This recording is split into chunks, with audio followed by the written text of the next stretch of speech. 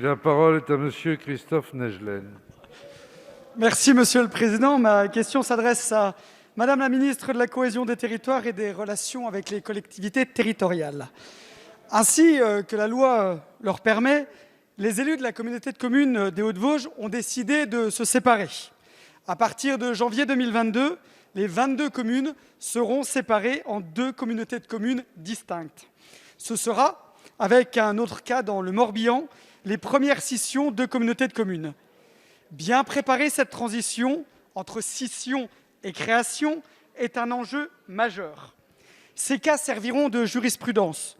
C'est pour cela que l'État doit avoir une doctrine d'accompagnement équitable et respectueuse. Respectueuse du choix de ses élus, respectueuse aussi des précédentes délibérations de leur commune. Malheureusement, encore une fois, alors que cela pourrait être en fait très simple, l'administration vient compliquer le débat en remettant en cause les décisions des principaux intéressés concernant le refus de transfert de compétences.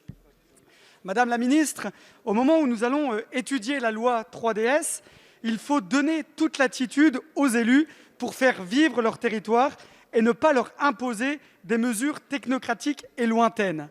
Les communes sont souveraines dans leurs décisions. Celles-ci avaient voté leurs compétences et l'État n'a pas à leur imposer. Madame la ministre, ma question est très simple. Allez-vous, oui ou non, laisser les élus choisir leurs compétences telles qu'ils l'avaient fait initialement, ou allez-vous, de manière unilatérale, leur imposer, remettant ainsi en cause leur libre administration? Très bien. Merci. La parole est à Madame Jacqueline Gourault, ministre de la Cohésion des territoires et des relations avec les collectivités territoriales. Merci, Monsieur le Président, Mesdames et Messieurs les députés. Monsieur les députés, vous le savez d'abord, l'intercommunalité est un acquis précieux pour l'efficacité de l'action publique. Il fallait néanmoins, c'est vrai, être pragmatique, et c'est ce que nous avons fait dans la loi Engagement et Proximité, pour prévoir un mécanisme de création de nouvelles intercommunalités par scission d'intercommunalités existantes.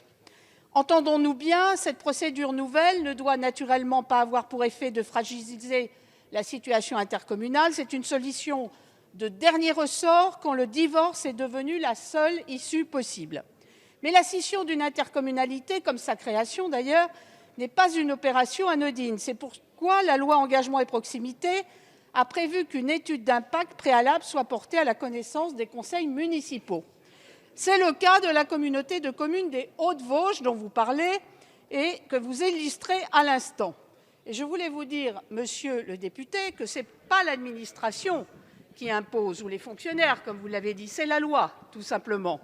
Puisque les 2 nouvelles intercommunalités qui seront issues de la scission exerceront les compétences des communautés de communes, toutes les 2, bien évidemment. Et parmi ces compétences figure notamment la compétence eau et assainissement et plan local d'urbanisme. Comme il s'agit de PCI nouveaux, ils ne peuvent pas bénéficier du report de cette prise de compétence dont le principe devrait avoir été délibéré dans un délai désormais dépassé. Le fait que l'intercommunalité antérieure ait opté pour ce report est sans incidence donc sur la situation des 2 nouvelles intercommunalités.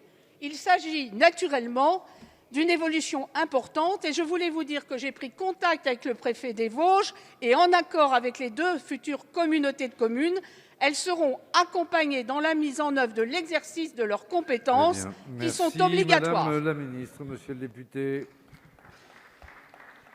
Merci Madame la ministre pour votre réponse. En effet, seulement il y a un léger vide, c'est-à-dire que quand on prend cette décision au mois d'octobre, que ça doit être pour le mois de janvier, donc dans 3 mois, c'est compliqué. C'est pour ça que l'on demande au préfet de laisser un délai à minima d'1 an, mais voire plus. Merci monsieur le député.